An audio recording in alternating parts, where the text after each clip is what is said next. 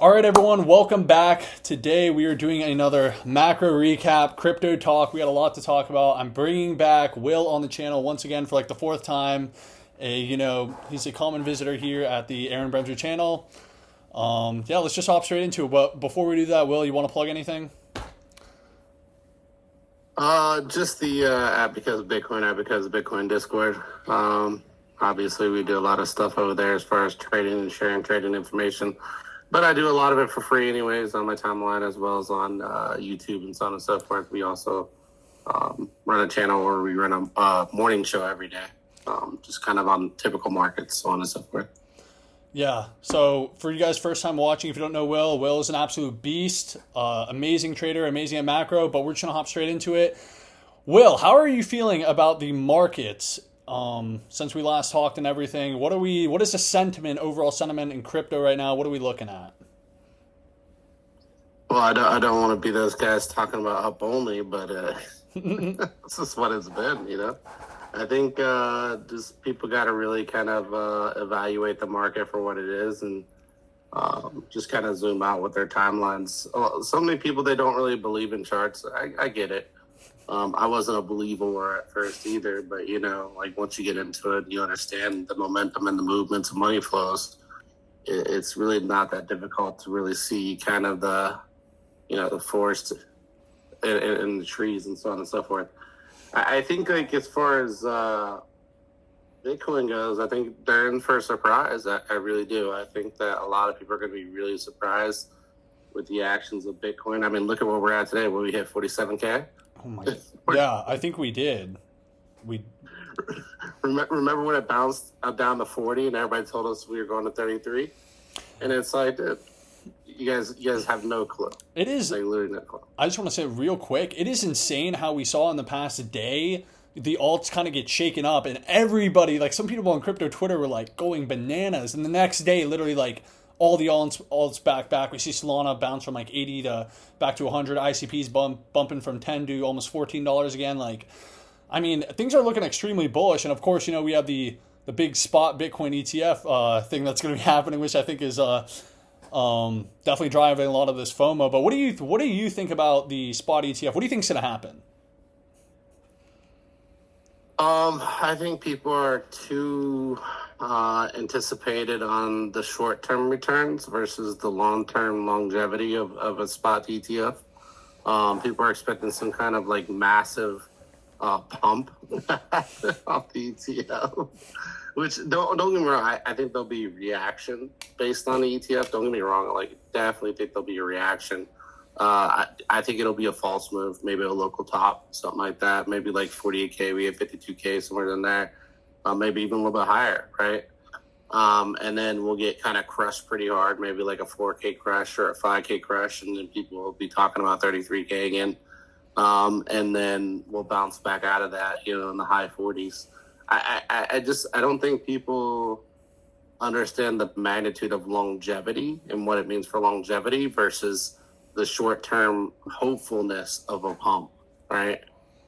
That's always the hard part to get across to people. I discussed this today on Spaces. I was in the Spaces, and I'm just like, people have to understand, like, what this does, it adds validity to Bitcoin. It adds confidence to Bitcoin. It really, it can bring in a new class of investors to crypto. And those investors, those new class of investors, they need that security to invest the type of money they're looking to invest, right? Mm-hmm. And that's why I think like this market's going to be obscene. Like people just they've lost the plot, right? They think that it's all over here at 1.52 billion, and it's like, dude, like you guys have no clue what's coming. Like we're literally about to be where we were in 2021, and we're gonna 3x that, maybe even 4. And that's a massive move for the whole crypto market, especially altcoins. Altcoins are going to see significant moves and something like that. I mean, you and I discussed ICP on the side, not on the show, and I was just like, dude, people are absolutely sleeping. And that was when ICP was literally crawling the floor at like $4. I was like, ICP is a big project. It's something that a lot of people don't anticipate to come back, and it's going to in a big way. And I think this is just the first move for that. Yeah, and I want to talk about ICP for just a quick second because Yes, me and Will did have a conversation. It was off camera about, I don't know, a month or two ago. I don't remember. It was quite a while ago before ICP, even made that first move up when it was sitting around $4 or whatever. But one of the things a lot of people aren't, and I kind of noticed with this, with Near and ICP, the one thing they both have is a real community behind it. I'm not sure if, of course, ICP has these big China whales and all this other stuff, but there's a real community behind both projects. And that's probably a large, reason why they're running, because there's people actively building in those ecosystems. And once again, a lot of people don't get with ICP. The token got launched at pretty much the worst time you could ever launch a token. So it got batted down to a valuation that was super low. But, it definitely has a lot of upside. I personally think it's going to flip Matic, and I think it could flip Link as well. And people might say it's crazy, but it could reach the top 10. I think that's extremely possible. And I think people are now starting to really get into it and understand, like, okay, what's actually going on here? There's some very cool stuff happening in the ecosystem, but yeah. Yeah, from a chart perspective, this is just the first leg of many, I think, that's coming for it. I didn't want to make the whole show about ICP. I always see you posting on it. I just don't see enough people talking about it. It's still not on a lot of people's radar. It really isn't. And we also talked about like Nakamoto games, and again, another one that's not on people's radar. Like, there's so many things that are off people's radar that are moving in such big ways. Imagine when they actually get on people's radar. It's going to be that much bigger. Because, we talked about it, we were discussing price, and I was like, I think it could easily get up to $100 or more. It can get back in those ranges of where it was. And a lot of people would think that that's crazy, right? But, like, it can get back to the same valuations of where it was in 2021.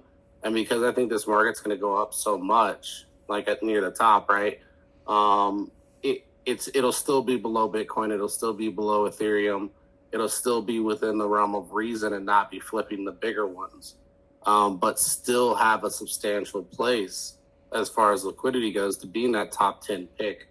And I think that it will potentially make it there. And just a lot of people at $4, man, they didn't want to hear it. I'm telling you, like I was telling a lot of people, I was like, look, especially my community, my Discord, like I have a personal Discord too. Like I don't charge anybody anything or nothing like that. Like, I try to plug, but I was telling them the same thing with ICP. I was seeing the potential here at the lows, and I was just like, guys, this is where you buy. You got to sit in it. But this is where you buy. And I think so many people they miss these moves, or these moves of a lifetime, right? Here, I'll pull up. You care if I share some charts real quick? Let's get charting. Of course, bring on the charts. Yeah. So I just want to share a couple charts. So, and this is why, like, people think I get lucky. It's not luck. It's literally just looking and seeing what's going on. Like, it's not at all like the least bit luck. If it were luck, I'm the luckiest person out there, guys. Right? I'm the luckiest person out there. But as far as like upside and so on and so forth, so this one's a little harder to chart because it's only paid to ETH. But look how much paid network has outpaced ETH here. Oh my goodness. So this one right here, people still sleeping. They're still sleeping. This one right here, I was telling people to buy, and the valuation here, let me pull it up real quick. And I just want to give people this for context so they understand like the type of plays that I tend to get into, and we can call them degeneracy, whatever we want to call them. At the end of the day, I'm making money. It doesn't matter what you want to call it. Yep. So let's go here. I think my present is. Hold on one sec. Let's just switch it to sharing a screen, entire screen. There we go. All right. So. Allow. So this right here is paid, and a lot of the guys know this. The guys that got in, I had one guy flip like 1,200 to 30K on this play, and he DM'd me too. He's like, "Man, I owe you so much, Blasi. You don't owe me anything." I was like, "It's just good to see people winning." But overall, this was paid, right? So it went up to $5.24. And then drop down below, right? Below almost 2 cents. So 1.5. I was telling people all through the 1.5, 1.7, 1.6, I was like, accumulate. And I was telling people, just keep buying it. Just keep buying it. popped off all the way up to like almost, I think, 35 cents at the high. That's nearly a 26, 27x of your position, right? It's cooled back down to 21, and I think it's going to continue on. And I think it's going to be something kind of like how you're seeing all these ripples over here. And I think we can get back to those valuations. Now, again, this isn't telling people to buy this one. I'm just telling you like what I saw, because this thing didn't just go straight up, straight down and die. It went straight up, got rugged, got fixed, ran back up a second time, slowly drained down, popped back off again, slowly drained down, popped back off again, slowly. So there was interest in this token, right? It's almost like a suppression move. And because I saw that, I was like, okay, this is a play that people need to be paying attention to going into the bear.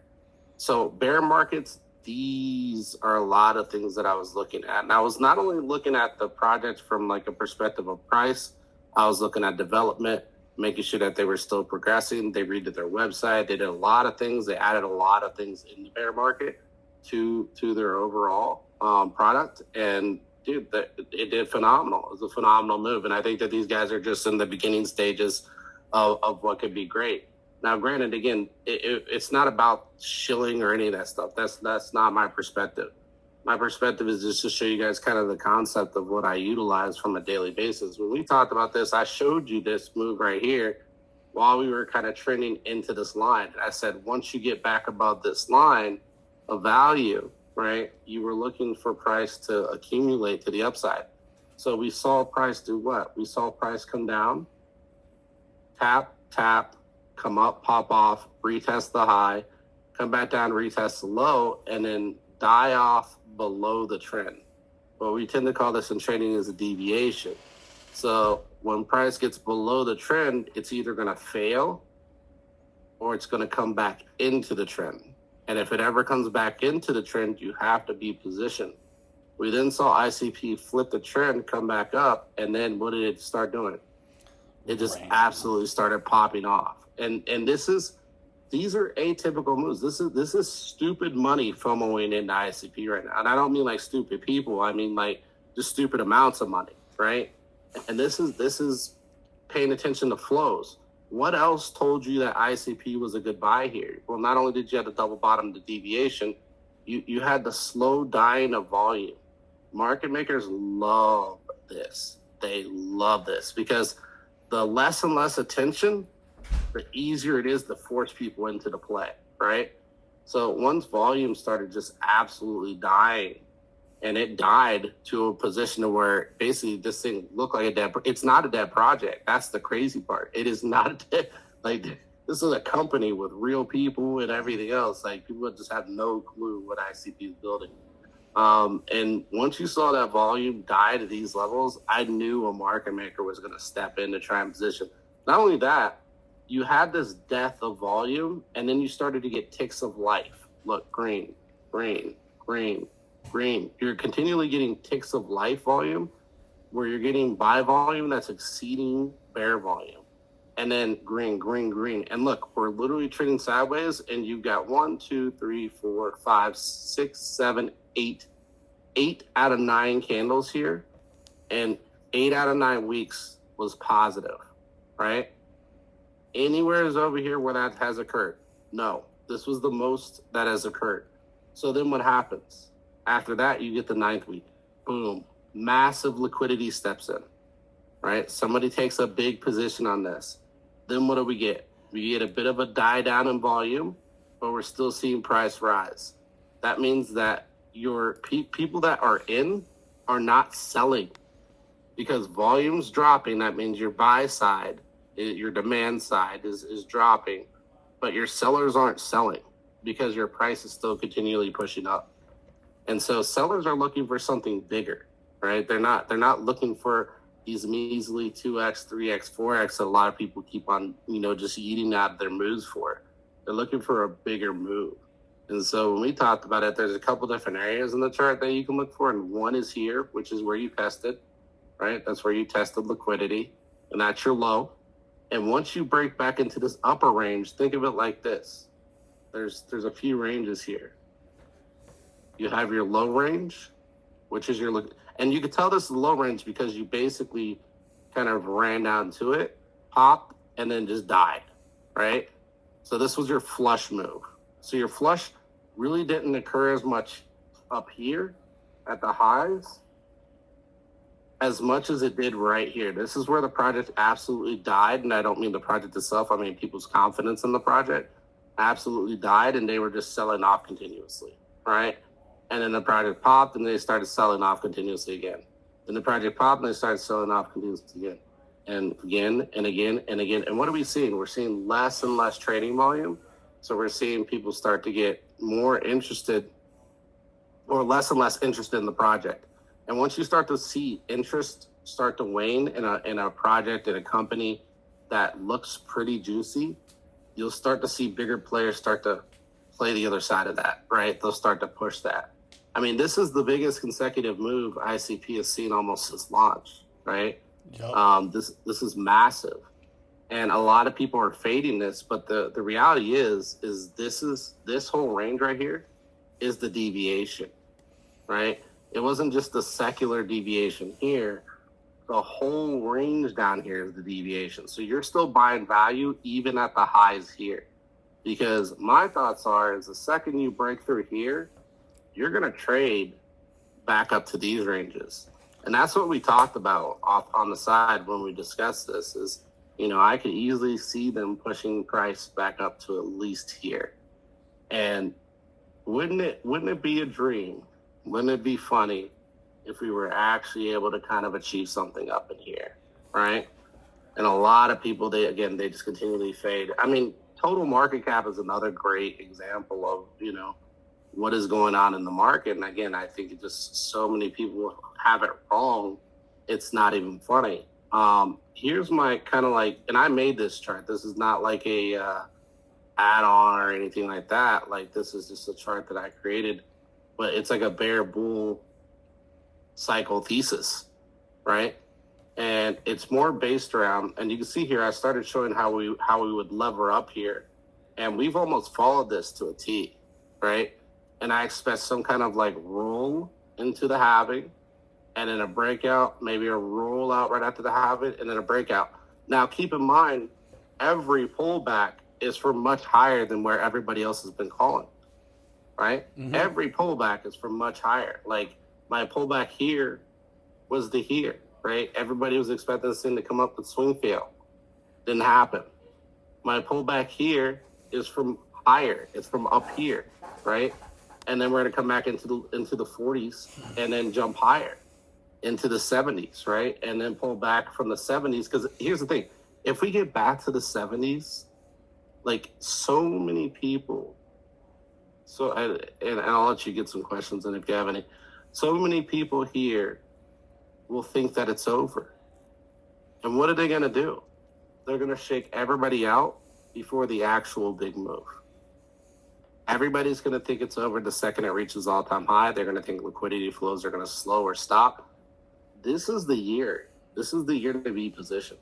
Like even if you wanted to wait, like this is the place where you should at least be looking to get positioned for the big move, right? The meat of the move hasn't even begun. That's what people are sleeping on. It hasn't even started.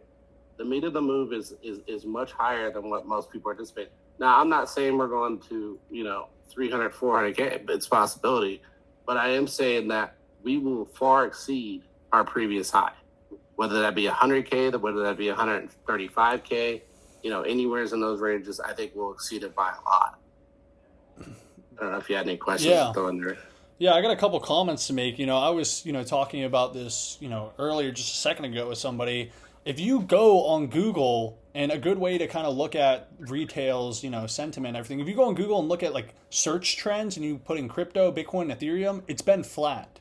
The masses, aka the people outside of crypto who aren't really, the retail and everybody, people that are going to pump it to these high levels, they're not even paying attention to the space. They don't give a shit about this rally. And I think a lot of people on crypto Twitter, they're kind of caught in this bubble where they're hanging out on Twitter all day, so they don't really understand that, hey, nobody even gives a shit yet, really. And, if we have the spot Bitcoin ETF approval, which may or may not happen, but if it does get approved, I think we're going to go to incredible heights. I mean, that's just a green light for all the institutions to just completely jump in. I think what you'll see is you'll continue to see something similar to what I'm showing you here. And then somewheres these ETFs and these hedge funds will start pumping this market to get retail in, right? To get them interested. Retail doesn't buy. They don't buy this. I try to tell people this all the time. Retail's not buying this, right? So if you're buying this, you are probably retail in the sense of liquidity, but you're a smart investor. You're not a dumb investor. Retail, and when I say retail, I mean the people that come and go every cycle, right? Not the people that stay. They tend to like to buy up here. This is their favorite place to buy. No, nowhere else in this chart. Not here, not here. They like to buy up here. They want to buy when things are the most expensive. Hey, everybody likes Louis Vuitton. Louis Vuitton's up 100x. Okay, they want to buy, right? Everybody likes Gucci. Gucci's up 100x. They want to buy. Everybody's got Ferraris. Guess what? I'm going to the Ferrari shop. I'm renting a Ferrari, and I'm going to put it on my Instagram and pretend like I own it. Like, this is what people do for clout. This is what people do. It's literally a poor person move. It's what poor people do. Yeah. And you know, as funny as this may be, this is actually a really healthy type of move here. Like, even if we pop off, the only thing this will create for me mentally is it will create support to where, you know, we're not going to go deep again, like people think, right? Like, price is gonna, when it does come down, it's gonna come down to like levels that are far above what people are expecting for another bear market. You got places like Blackrock and stuff like that, and I discussed this earlier today too. When you're talking passive flows, that's what I think you'll see with ETFs. And passive flows mean what? It means more stability. It means that Bitcoin's bear markets are going to be less brutal because inflows are going to be continuous, bear or bull, right? Especially if somebody says, oh, I want Bitcoin to be part of my 401k, even if it's the smallest portion. Because once you got BlackRock involved, you can get this ETF into Vanguard. You can get it into any type of 401k investment type. And now you've got exposure to Bitcoin through your 401k, which is actually pretty insane. And if smart, savvy investors, they tend to switch their 401k. A lot of people don't even know they can do that. You can call your 401k provider and say, hey, I want these stocks specifically as my picks for my 401k versus whatever you're giving me for the basics. Yeah. Actually, super funny, just kind of a little off topic, but I know a guy on ICP Twitter, shout out Scott Summers, who actually dumped his whole 401k into ICP at like the pico bottom at like $3. Bro, so he's that's crazy, man. That's crazy. So he caught a bag off that, but yeah, that's you know, I think definitely, and if you look at like, you know, gold historically, when, you know, asset classes keep going higher and higher, they become less volatile as more liquidity comes in. So I think a lot of people don't understand, as the Bitcoin market cap and crypto market cap continues to get bigger and bigger, like Bitcoin, for example, the moves down are going to continue to be less and less and less as time goes on and more, you know, the market cap begins to expand and all that. So for Bitcoin specifically though, right? Like, a lot of the altcoins, they will continue to get crushed everywhere. Oh yeah, well yeah, this is what it is. Yeah, you know, shitcoins are always going to get dumped, but yeah. So if we look at this, I mean, this is a pretty healthy chart here. I basically, you know, I had to do this to mentally keep myself sane, because like going on Twitter, you know, these people, they can really mess with your head in the way that they discuss things. Oh yeah, and a lot of people will get you into some kind of weird thesis and you like psyoping yourself out of positions. So like I basically went through and I said bull, bear, accumulation, right? Accumulation means I just be buying blindly, shut up and buy, and that's it, right? And when we hit the bull again, I can start distributing. And then you have your bull. And over here, you could have sold here, and then it could have ripped higher, but you could have gotten an entry back in if you messed up, right? Ultimately. But the bull timeline, all I did is copy this over, copy it over. Now, granted, I didn't do it from the first cycle because the first cycle was a little bit weird in the way that it lined up. But every consecutive cycle after, I literally took these three colors right here and just copy, paste. That's all I did. And look at how well it lines up, right? You have your bull, your Pico bull top, rolling into your bear, going into your accumulation. You could have bought anywhere in here, and it was the most optimal time to buy. You could have bought somewhere near the end of here, and it was the most optimal time to buy. Again, we come over here, same thing. In the accumulation phase, right? 2020 to 2021. You could have bought anywhere it's going from bear to bull, and it was time to buy. You popped off, say you accumulated here. What did you do? You bought the top of this move. Came back, you could have bought again cheaper, right?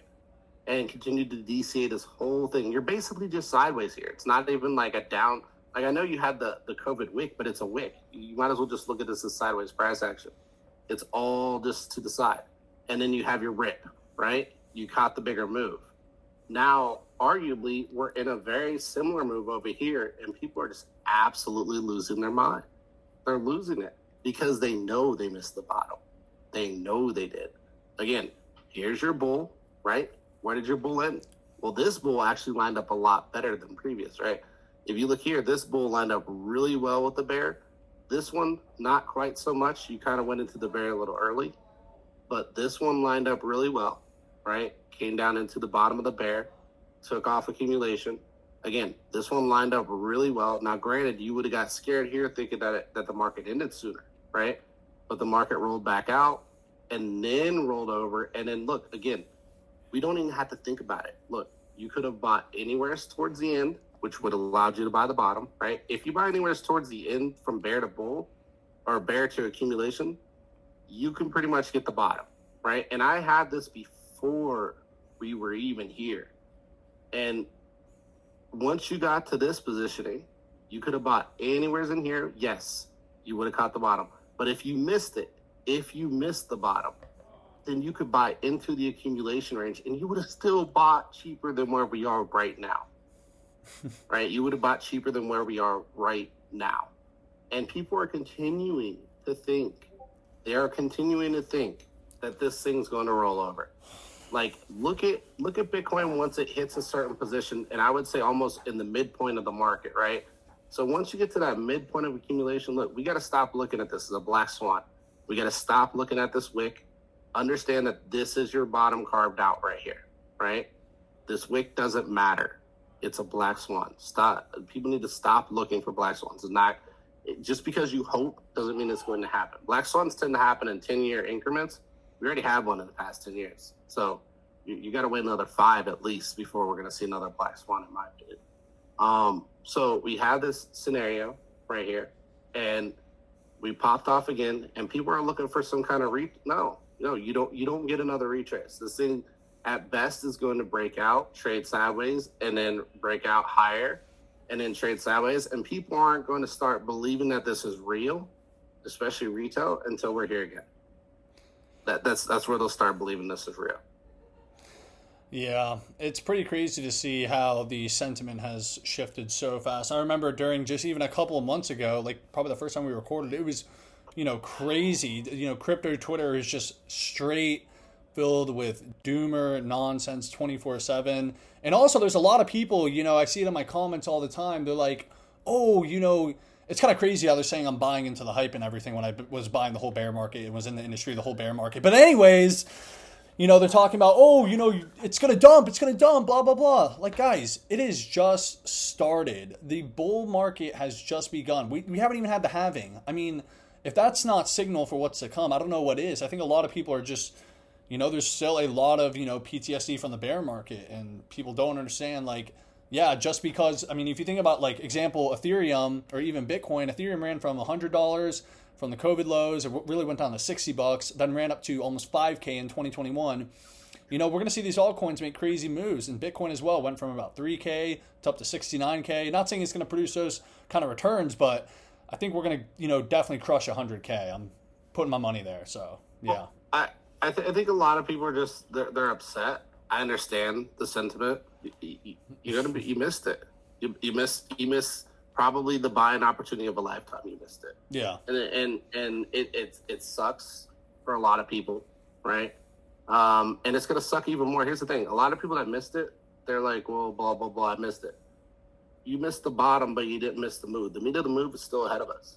It's still ahead of us, and that's what I continue to try to tell people. Not only that, a lot of people that think they missed the move. Well, think about a lot of the people that bought the move, and they're selling right now.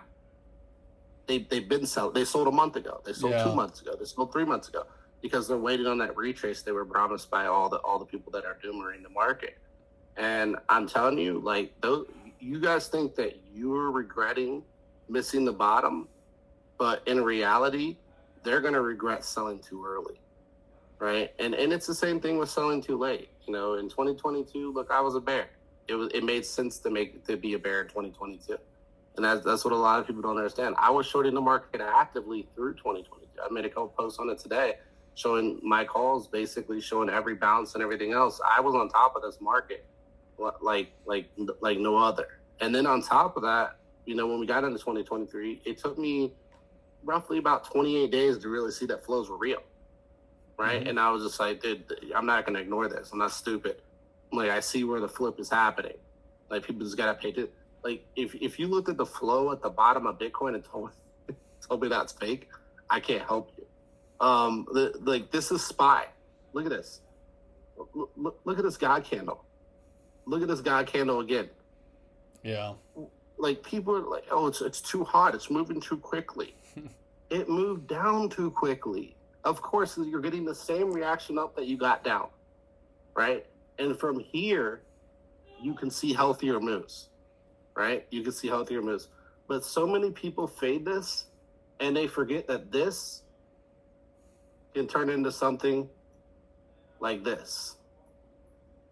Yeah. Yep. They get caught up so much in looking for the thesis that's going to give them a better entry, right? Instead of just shut up and buy. When you get discounts, take them. Don't look for more discounts. And so many people have a hard time with that concept. Bitcoin over here, like I was talking about over here. A lot of people, this is where people really messed up on Bitcoin. So a lot of people messed up on Bitcoin right in here. Look at that multi-month consolidation, right? The second Bitcoin broke here, yes, you could be short, but you could only be short up here. You could not be short down here. Once you saw this, you needed to exit your shorts immediately. And then from there, you need to see, is Bitcoin going to dump again, or is Bitcoin going to pop? And the second you came back up and flipped this on this candle, this whole thing was a deviation. Price does not flip a liquidity zone like this, a consolidation range, unless it's a deviation. A swing fail is when price comes up, taps the liquidity, and rolls over. That's a swing fail, right? And then you look for your next price zone from there. We never got a swing fail. And this is why when we got to the zone and we started doing this, I was like 19K liquidity touch and bounce. We came all the way down to 19.5 and literally just ripped, right? And then from there, again, we come back, we hit previous high liquidity. This isn't a hard game to play at all, guys. I'm just showing you how this worked. This is how I knew the bid was strong, right? And did what? Bounced again. And then we did what? We rolled back again, a distributive top. Round tops, distributive tops, right? Round tops, distributive tops. Roll back again. And what are we seeing here?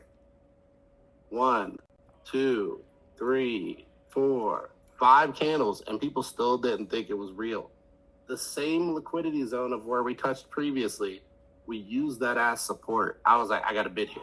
That's why I started bidding at 25. I was like, people, you guys got to bid. You have to bid here. And people were like, no, it's coming down to 22. We can't just leave all this liquidity behind. We can't just leave all this liquidity. Did we leave it all behind? Yeah. We absolutely left it all behind, right? Like, people have to understand when you're on the right side, when you're on the wrong side. You have to understand resistance and support. Again, you had clear support. Yes, you had distribution, then accumulation, distribution, then accumulation. The thing that people get lost in is they see these half circles, they only see the distribution. They don't see the accumulation, right?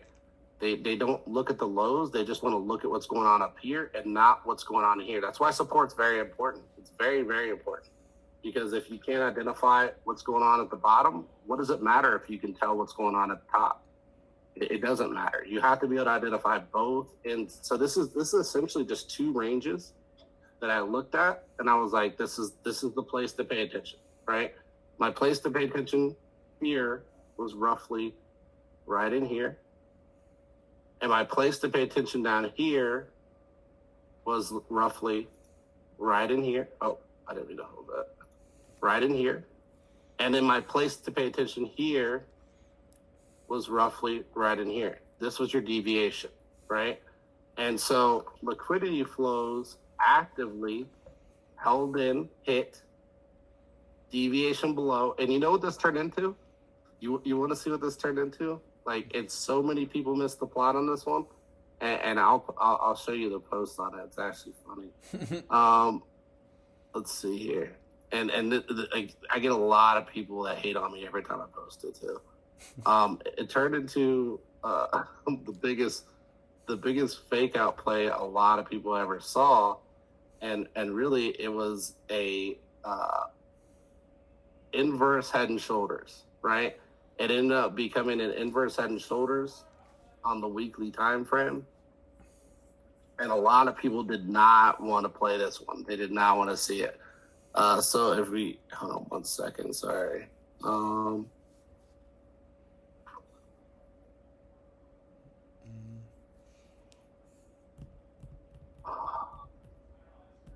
Give me 1 sec.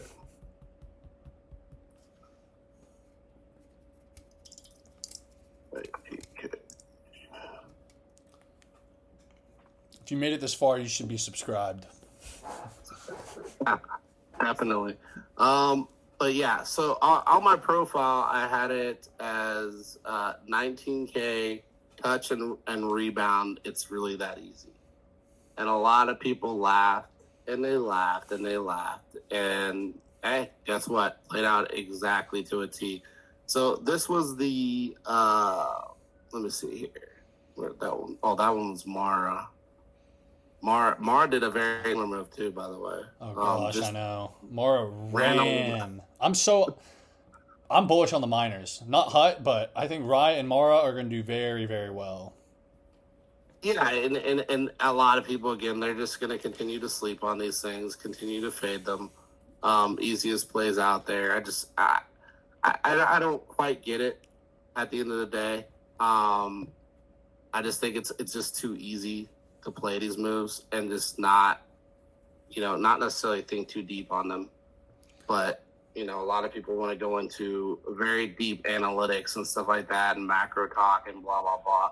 But really, in reality, this is kind of my thoughts on, where we're standing at right now. I love this and chart. Just a lot of people are, again, just sleep, just literally snoozing. Like, this is Bitcoin. This is Bitcoin. This is Bitcoin, and this is Bitcoin. We're still well below all-time high, right? We're still in here, in here, in here, in here. We have a ways to go. Quite a bit of ways. Now, do I think it'll be this exaggerated? Maybe not, right? Maybe not. We'll see. We'll see if the market can do something like that. But I think like your upside potential is very far. It's very, very far. And so when you look at it from that perspective, you have to look at these markets and be like, why would I not position here? Why would I continue to sit sidelined here? And I think if you can come up with a solution or at least an excuse, hey, go with it, right? But here's the thing. I don't think that there's a good enough excuse, right? Here's the post where I showed this whole play out right here. And I basically was telling, and look, keep in mind, I wasn't calling it here. I was calling it up here while everybody else was calling a breakout. I was like, looks very eerily similar because if you looked at this, you had to stop out and you had to stop out and look, green, red, green, red. And we played out to a T. Ran straight for it, bounced out, and took off. An inverse head and shoulders is a bullish pattern, and a lot of people tend to ignore this. And I said, bullish thesis, we create an inverse HNS. Here's what that looks like, or here's it looks something like this. And I said retest 90K. It's that easy, bounce out. And a lot of people did, like, you wouldn't believe how many people like were DMing me and telling me I'm stupid and everything else. Is like, okay, we'll see how that plays out. It's pretty unreal. What I've been saying on my Twitter, I don't claim to be a master trader or anything, but I have definitely, made good money since I was buying, pretty much the entire bear market and everything. Have some pretty good calls myself, but what I've been saying is really the chop is the dip, and I think, what we're going to see from, Bitcoin and everything is kind of like similar to, not similar in maybe the same sort of like gains percentage wise, but with Solana, we saw where people were like, okay, it's hit 40, it's going to cool down. Then we go to 60, it's going to cool down, it goes to 80, and it's going to cool down, it goes to 100, it's going to cool down, it goes to 120. Now, since it's come down to, I think it's hanging around $100 now, but it's like, I think at some point we're going to see something. It's going to cool down. Yeah, we're going to see something similar. It will, but still very bullish on Solana. I think, it's going to go very, very high, but I think we're going to see something similar with Bitcoin at some point where it's just going to keep running and people are going to be like, all right, it's going to come down, and it's just not going to come down. It's not, I think that's... What I'm just playing. I'm just playing. Like, I don't know if you saw the ticker that I put up here. NVIDIA? Oh, yeah. When everybody tried to short the entire year. Oh, yeah. And absolutely got annihilated the entire... Like, why do people listen to people on these things? Like, I don't get it. Look, let me break it down for you for NVIDIA. And I think Solana, like a lot of people are going to sleep. I really think they're going to sleep. And here's the thing. I didn't see it until it happened. Right? Once I started seeing, I did see the potential with the chain, with the coloring and with the chain TPS and everything else and all the things they had going on.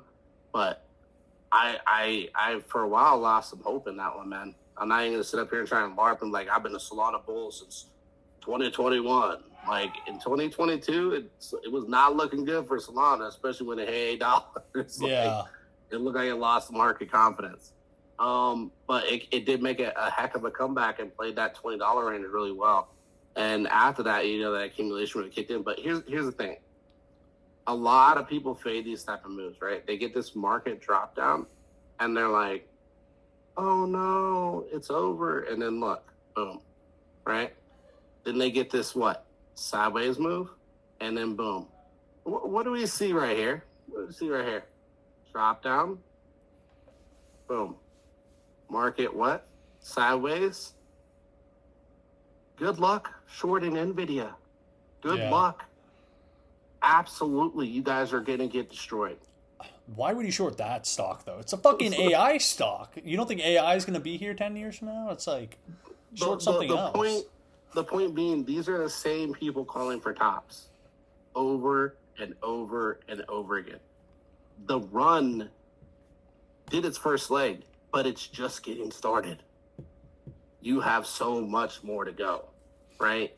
And we can call it whatever we want. Look, the trend is very obvious. If we're up here, I'll be on board with like, hey, we might be topped out, guys. I'll be on board with that. But you're looking at a difference of $500 all the way up to, and this could take a long period of time to play out, to $900. Right? That's a big difference between where you are now and where you will go. And again, this is the same thing with Bitcoin. Zoom out. Look, I literally have it drawn right there. Look, breakout, drop down, retest, came up, boom, take off, right? What did it do? It used the previous resistance as support. What do I think we're going to do? I think we're going to use this previous resistance, aka over here before the big flush, as support. Break out above, stop out just below, come back, retest the high 40s, and then really take off.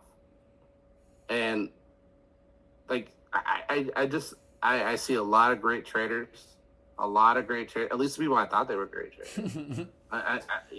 Some of them I've completely lost faith in, but I will say, like, I know some traders who have done well. They did well in 2021. They did well in 2022, but they have no clue what's actually going on right now. And it's like, how do you play the market in 2021 through an entire top, and then play the market through 2022, coming all the way down to the bottom, and you can't tell what's going on with flows right now. How can you not see that flows are to the upside across the board? Not just in crypto, but in stocks, in everything. Like, look, who cares what the price of eggs are? Who cares what the price of milk is? Who cares where inflation's at? It's all manipulation factor. Like, people think like inflation really exists. Inflation exists in the factor of inflation, but it doesn't exist in the factor of the government just lying to you and telling you it's not there anymore. Right? That's all it is at the end of the day. So how do you fight inflation? You have to be allocated. And so if you're not allocated, what are you going to do? Well, you're going to continue to lose against inflation. They may tell you inflation is down, but you know if you go to the store and you're paying $7 for a gallon of milk, inflation's not down, right? It's not. And so when you look at the market from that perspective, you have to understand this is all just a ploy on manipulation. It's the government lying to you continuously. Now, we can call it whatever we want. We can say I'm anti-government, whatever. It's nothing to do with that. I understand the aspect of government, and I know that they've been lying for years on a lot of different subjects. Yep. They changed the rules on inflation multiple times to try and pretend like it doesn't exist. They changed the rules on everything multiple times to try and pretend like they weren't happening. And we're going to continue to see that from government because government, that's government's job. The government's job is to protect you from you. And the best way to do that is take the money out of your pocket. Remember that. Yeah, it's true. I mean, the last thing they want to do is have everyone wake up and realize what's going on and just sit on crypto Twitter all day farming Solana airdrops, getting a bunch of tokens and everything. That's, very true. And one of the things I kind of, push to people, and I feel like my main crypto pitch to people who aren't really in the crypto is the fact that the supply of money, I know, this is debated within economics, Keynesian, Austrian economics, but the supply of money is always, on a long-term scale growing. So, the price of assets is always going to continue to go up. The dollar is going to continue, the purchasing power of the dollar over time is just going to continue to dilute, which is going to push the price of assets up. I mean, it's simple math, really. I don't think it's that complicated of a topic to understand, but I think also most people who aren't really in the crypto or any of this, they're kind of getting wrecked right now. And they're not really going to know the wreck probably till like a decade from now. Some of them. Maybe closer. Yeah. I mean, even with Apple here, like I was pretty bearish on Apple, I'm not going to lie, but I really think Apple has good potential to break out of this. I actually just got a notification. I was going to post it. I didn't post it yet, so we'll drop it here in the info. But Apple sent me an email saying that they're going to drop their headset February 2nd. So if that ends up happening, that means that Apple could really exceed all-time highs. This whole thing right here ends up invalidated to what it was. And we end up actually doing this half circle into a breakout and then consolidation. And like Apple is just literally just sucking up all the world's liquidity at the end of the day. You're talking a $3 trillion valuation company, right? Like it's literally just sucking up all the liquidity in the world. And people are over here worried about Bitcoin and the whole crypto ecosystem sucking up 1.6 trillion. I know. It's absolutely hilarious. Overall, I would say this. Like my thoughts are here's my top thoughts. We're probably sitting around 6 trillion market cap, total market cap for all of crypto. That's literally you can do the math there. That's another that's another 4x from here. Distributed amongst small caps and mid caps, that's massive gains. Distributed amongst Bitcoin, you're probably looking at a solid 3x, maybe 4, right? Ethereum probably a solid 5-6x from where it sits. And this is just my thoughts across the board, right? And Solana probably, I would say Solana being at $100, probably maybe $300-$400, something like that. Solid 3-4x. It's kind of crazy because Solana did a lot of its run, I think, already. You got to consider going from $8 to $100. That's a pretty big gain, based on market cap, right? And then those people are going to be sitting at $300-$400 on Solana when they bought in at $8. Of course, they're going to take profit. That's going to put a lot of selling pressure on Solana when it gets up to those valuations. And then you're going to see other altcoins, we've discussed them on the show that people have absolutely slept on and are continuing to sleep on, aka ICP and other ones. And it's going to be hilarious watching this play out in 2024 because I think a lot of people are going to start jumping on the ICP bandwagon. Oh, yeah. Once the price really starts pumping, right? Yeah, I want to just interject real quick on a little bit of ICP info slash alpha, because a little background. I don't know why some people, like, it's, once again, I said this before in the show, some people are like, think I'm like LARPing now that the price is pumped. I mean, I worked for the Definity Foundation during the bear market. I was heavily involved, with ICP all of 2023. Really got into the community end of 2022. I've known about it since 2021. Started making content about it in 2021. There are some huge developments that are going on right now. The big thing in ICP is really that, the coins pumped a lot, but the ecosystem's still very young and fragile.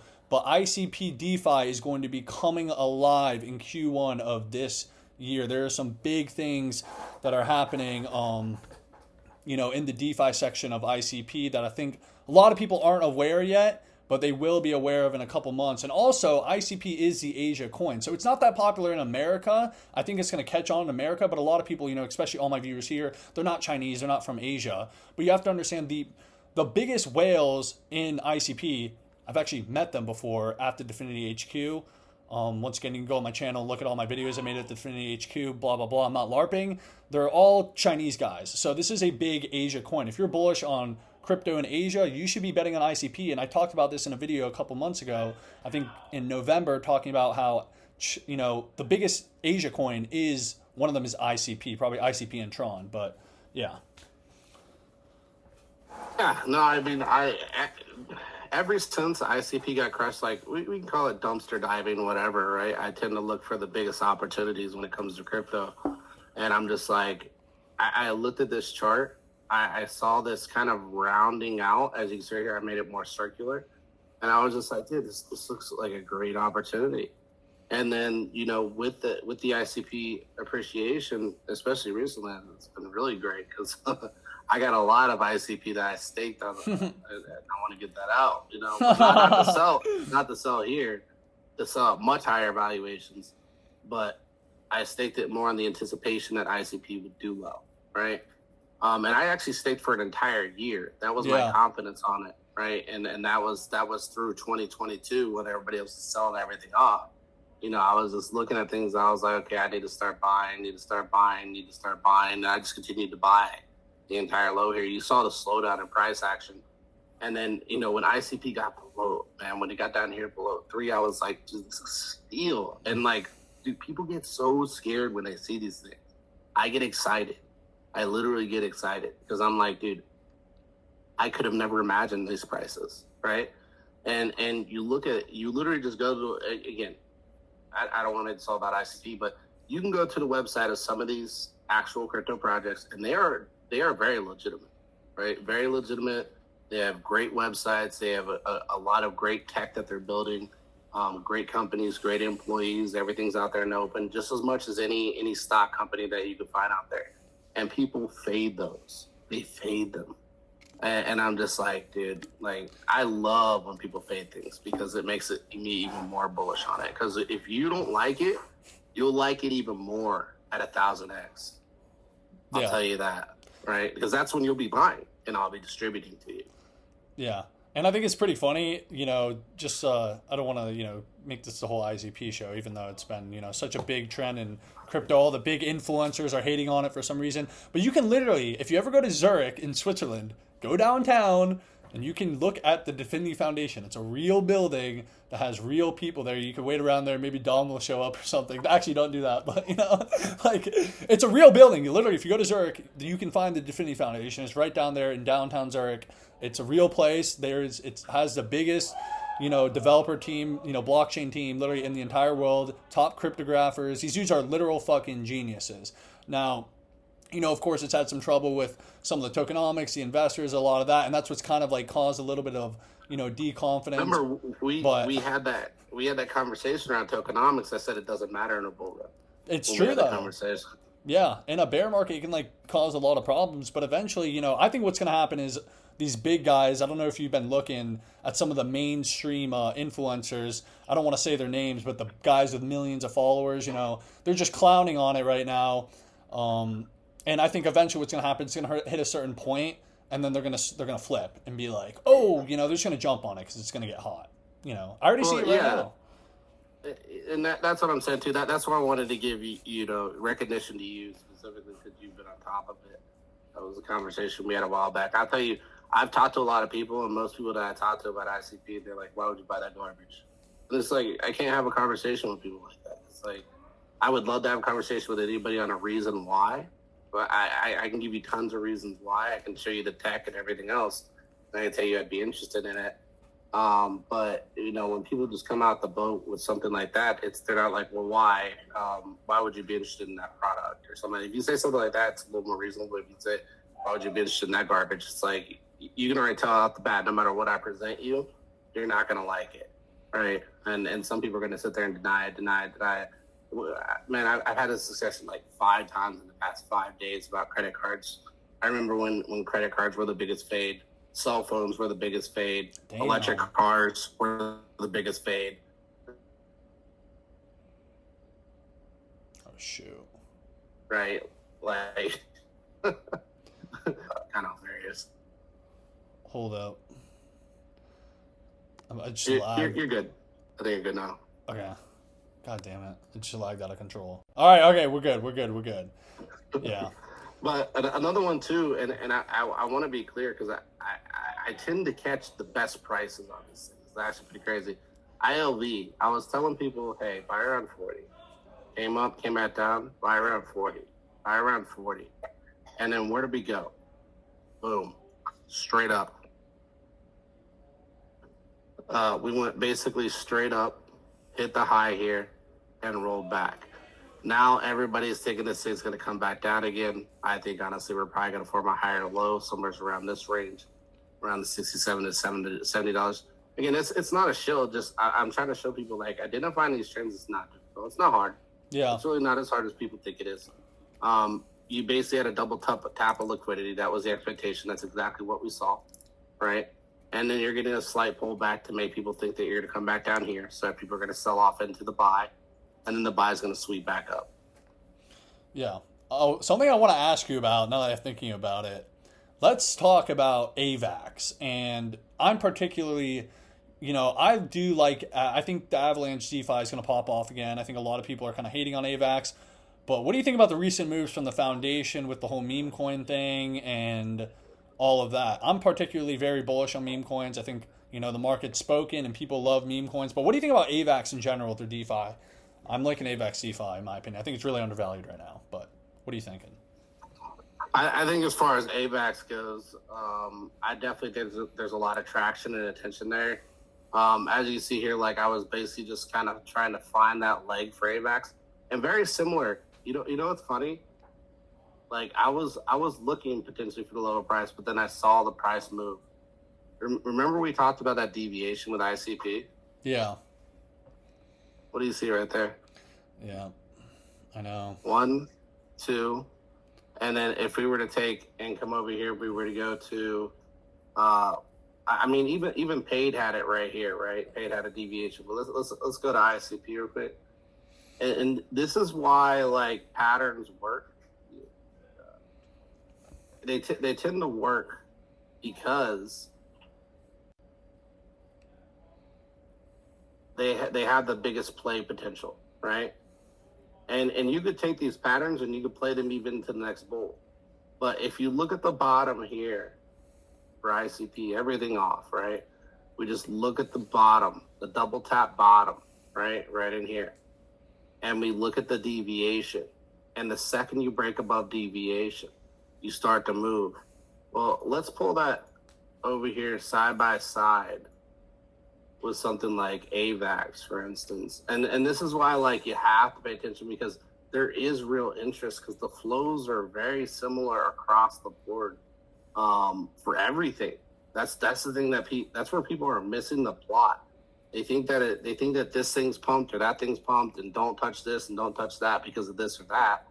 But the reality is you're completely missing that 500,000 trees in a pile is considered a forest. Right, that's what we call that in most terms. it's just the reality of things, and so like when you see a pattern start to play, again, if you look here, where are we at right here? Same bottom, right? Or with ICP, right? This is ICP, totally different asset. Where are we at right here? Same bottom. Where are we at right here? Same bottom, right?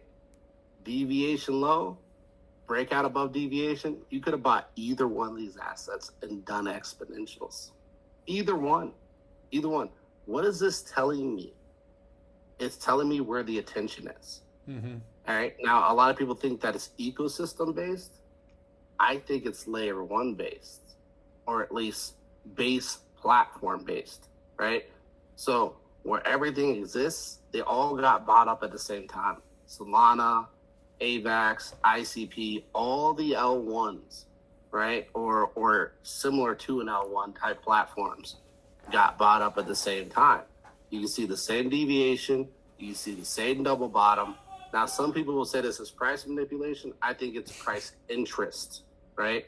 So I just see things in a different light than other people. A lot of people see this as bearish. I see it as bullish. Again, it's just seeing things in a different light. I see a glass that has water in it as half full, while a lot of people will look at it as half empty. Again, it's a perspective of looking at the opportunity cost and what's going on. Once you get that deviation, when everything kind of moves in tandem off the deviation, you need to start really looking at the market as a whole. Again, two totally different assets, right? These are not the same. These are not the same company. They're not the same people, none of that stuff. But I want you to look at your losses from not taking the play. Your losses from here to here, 305%. Again, we come over here to ICP and we do something very similar right here at the lows. What are you at? 361%. See how the percentages are even very similar in move? So what does this tell me? As an investor, this tells me there's interest in the overall market, not a specific place, right? The only specific place that pumped exponentials was Solana.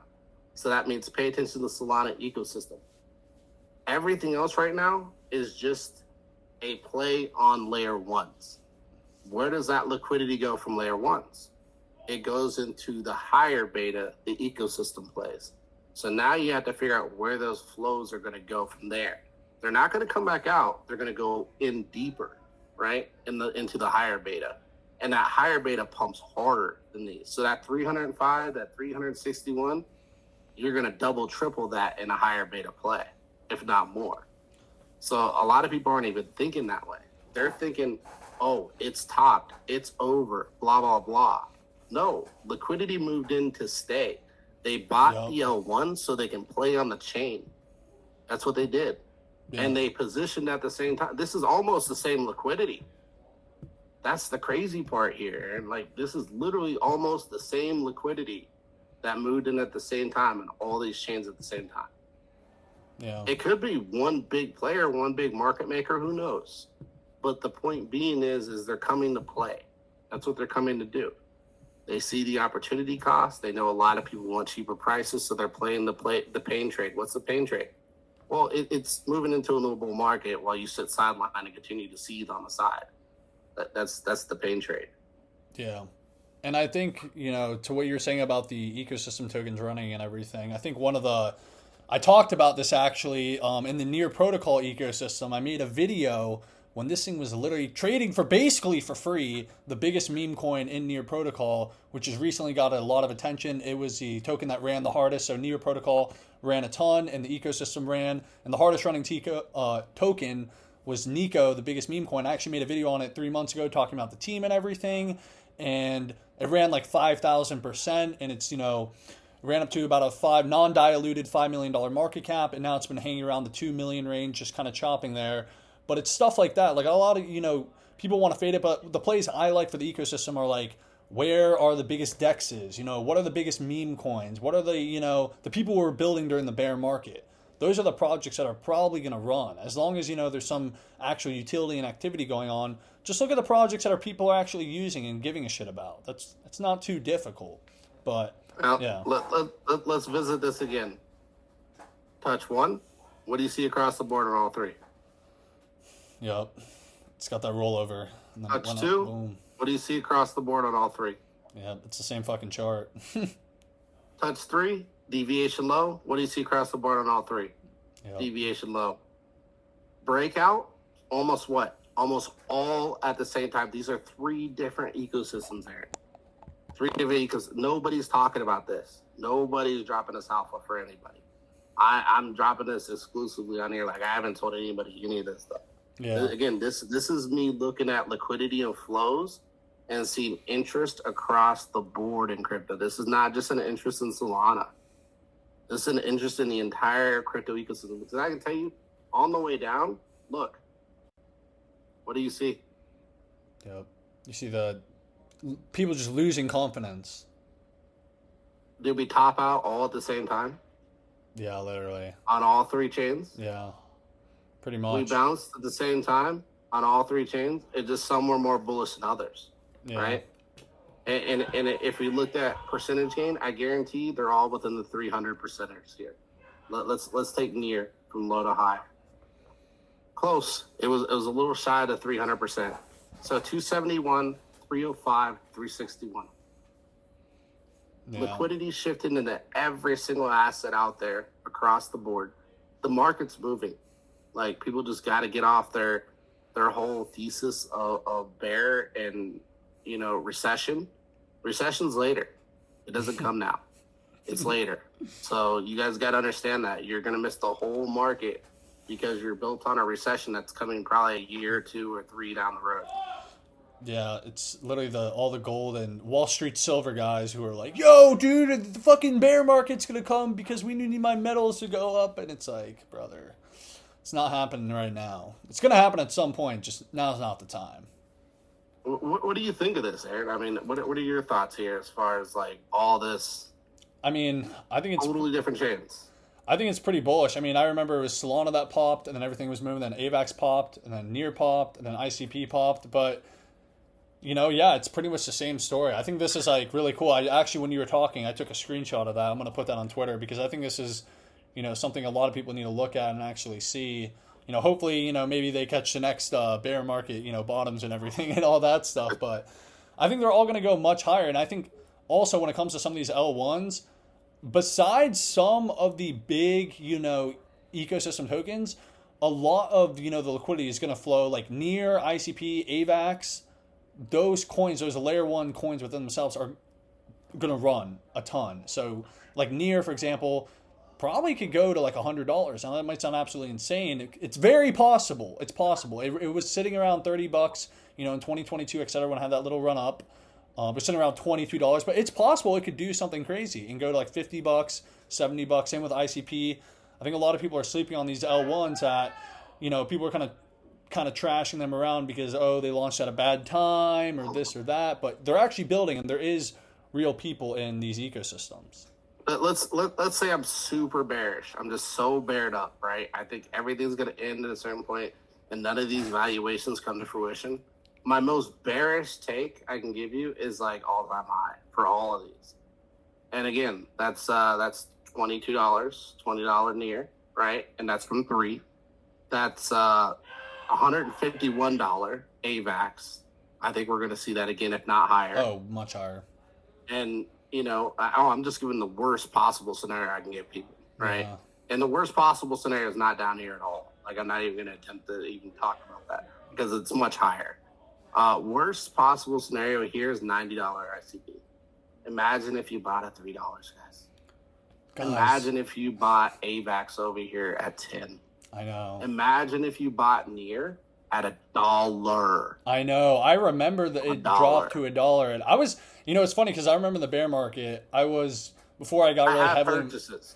Yeah, before I got really heavily involved with ICP, I was in the Near ecosystem, and I was like, yo, this thing's going to go to $1, and I actually ended up going $1. Kind of fucking crazy, but that's what I'm talking about. I mean, it's very real though, and I think a lot of these ecosystems are going to go much, much higher. Like, I don't see any reason, Near, for example, could not just completely explode. I think it's very ripe to grow and everything. Same with AVAX, a lot of these layer 1s.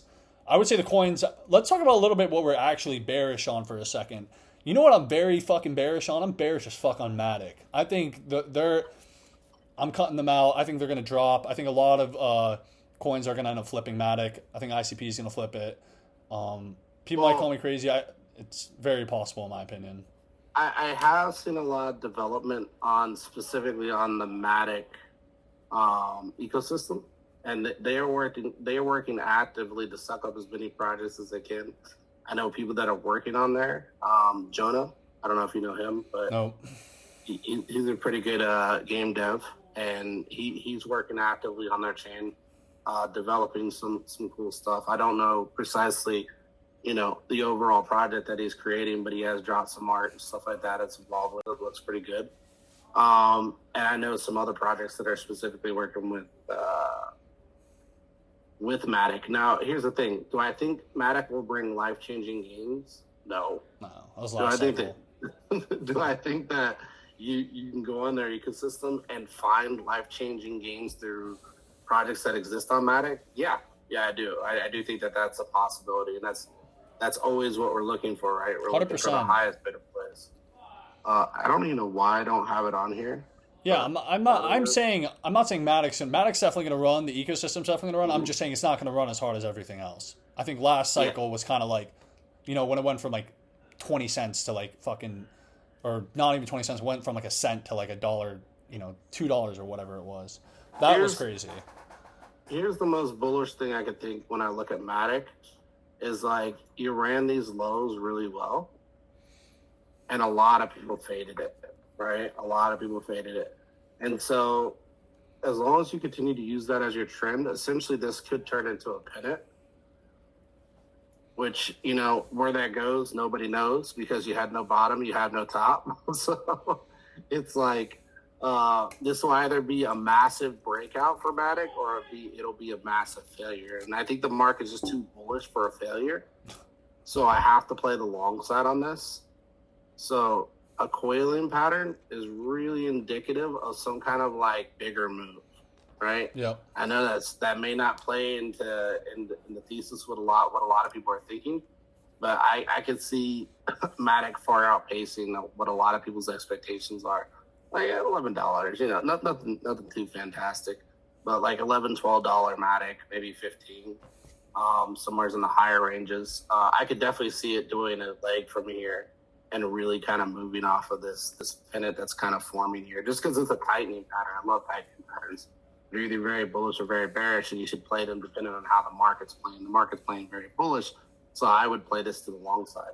But the point being here is that Matic overall, again, if we look at it against the other charts, though, Matic actually showed strength where, I would say in some areas where it showed weakness in others. See here, Matic pretty completely flushed right here, while a lot of projects were holding higher lows, right? And then Matic from there continued to push strength against other markets because other markets started trending down, which is actually a bullish pattern for those who don't know. You want to see markets trend down, not up, because if they're trending up, they're going to fail. But if they're trending down, they're going to break out. That tends to be the move against the RSI and the volume and all that stuff. And you can see, look at the vol drop here, and then the vol drop, and then the breakout, right, and the big volume accumulation. Vol drop right here, and then the breakout and the big accumulation. Vol drop, right, almost dead, big breakout and accumulation. You see the volume spike on all these at the same time. Matic itself has been actually cooling down and might be in a fair value range. Matic hasn't had that spike yet. Look at it. Yeah, that is a good point. Out of all these, like these all have been spiking pretty hard. And again, I'm not a maxi of any chain. I don't care about anybody who's a maxi of anything. That's just not me. I'm here to make money. But breakdown, breakout, breakdown, breakout, breakdown, breakout, just breakdown. Matic might actually be the next play, right? And I say that because what's been popping off? All layer ones. Layer twos have not had a go yet. They haven't had a go yet. So we could see liquidity flows into layer twos following layer ones and then ecosystem plays and so on and so forth. I want to talk. I think we're gonna have to. I want to have one last conversation. It's 11:30 where I'm at, so we're gonna. But one last thing I kind of want to talk about is: do you think the reason why Matic hasn't had its pump is because Ethereum's been sitting like a fucking rock? What's going on with Ethereum? What's going on That with that? I want to. What do you think about that? Well, I think Ethereum is one thing, but I think layer twos is how you should think about it, right? I know a lot of people want to think of the relation of what the layer two is attached to. I think you should always separate the two and think about it like a liquidity flow, right? So layer ones and layer twos, then ecosystem plays and so on and so forth. That's why people that are selling ecosystem plays right now, they're losing the plot. They're literally just losing the plot. So Ethereum's kind of in an interesting spot, as you can see here. Like I drew this out a while ago. And this was me just looking for the tops and bottoms, right? You had this continual breakout. You had these continual higher highs, higher lows. This is a bullish pattern. That's what it is. Higher highs, higher lows. Ethereum here could sit here, but really what I think Ethereum's going to do here is I think Ethereum's going to chop a little more, and then it's going to chat. Right? Ooh. It's going to get up to that 3,000, 3,600. It'll be the new hot one. Like everybody right now is playing all this, but all this is playing the same way, right? Ethereum's going to move on its own away from everything else. And when Ethereum pops off, then you're going to see these things do what? Consolidate. And then Ethereum's going to be the new highlight for everybody. And then once Ethereum kind of tops out and cools down, you're going to see these things make another leg. Yeah, here's my thing. I personally hate using Ethereum. I think it's fucking dog shit, and I think that's pretty objective. I mean, the gas fees are terrible. It's slow. I personally would rather use Solana, ICP, Near, AVAX. AVAX gas fees aren't too great either. But, with Ethereum, I do think it's definitely undervalued right now. I think, Uniswap is extremely undervalued. I think pretty much a lot of ecosystem plays in Ethereum are really undervalued. You want to talk about, if I was just jumping into crypto right now and I was trying to look for where the upside could be, I would probably be looking at, of course, there's a lot of good plays in AVAX, ICP, Near, etc., but there's a lot of upside that's untapped for Ethereum. It hasn't had its big run, and it's going to happen at some point. It's just really a matter of when. Yeah, I'm positioned pretty heavily in Ethereum beta. But it's because I'm trying to capitalize on the big move on Ethereum. Yeah. Whereas a lot of people are chasing Ethereum itself, and I just don't think it's as profitable to chase Ethereum versus the beta. And because I think, here's the thing. As the market continues up, people become what? They become richer. They get more liquidity. Yeah. What do they do with that liquidity? Gamble. Well, they go farther and farther out on the risk curve, and they start gambling. Right, and so they'll start buying JPEGs for you for obscene prices. Oh my god! They'll start buying shitcoins, and they'll start pumping the freaking, the part of the market that has no real intrinsic value. And once you start to see that play out, that's where you start saying, "Oh, you want to buy this JPEG from me for $50K, even though I paid 25 cents for it? Here you go. Here's my ordinal. I paid 29 cents on Mint for it, and you can pay another $5,000 in BTC for it." And so on and so forth. And we're going to continue to see the same things that played out in 2021 play out here in 2024, 2025. And I think that's where a lot of people will see this. I know it's getting late on your end, and I think we'll continue this conversation in the future because I have a lot more to add. Yeah. But I don't want to keep you up all night. Yeah, man. I think this has been really a great conversation and everything. We covered a lot. Guys, if you made it this far, you should be subscribed and everything. But you should really go back and watch some if you're kind of questioning everything here we're saying about, go watch I've had Will on the show multiple times. Go back and watch our old videos. I mean, you talk about being spot on, and Will has been a guy who has consistently been hitting. There's been a lot of people who have been, they talk a lot of shit on CT and everything, but this is a guy who really puts his money where his mouth is, comes on the show, talks his shit, and he's been right, very right, And I don't think there's not that many people who are, genuinely like that. So, go through, watch the old videos and everything that we're doing, because this is just the beginning. And if you're just getting in the crypto right now, just know there's a ton of upside. There's massive amounts of upside. And yeah, but that's really, I just want to wrap it up here. Will, you got anything you want to plug before we, head off the show and all that? No, I just, obviously I don't come in here offering financial advice or anything like that, but I would definitely say, pay attention to markets. Don't be scared to take positions. Obviously, don't position in overpump stuff. Don't position in garbage if you don't know how to play it, right? You can always position in garbage, but you have to know how to play it. And if you don't, then I would obviously say take the safety plays. But yeah, I think you still have quite a bit of upside if you're an average retail investor looking for entries. I mean, I think you still got plenty out there to get into this market and take advantage of it. Is you got to realize those games once you get them. Yeah, man. It's been a good pleasure having you on the show once again. We're definitely gonna have you on soon. Anytime, everything. I'm very fucking excited. And I feel like of course, we're both extremely busy, but I feel like we're gonna need you on again soon.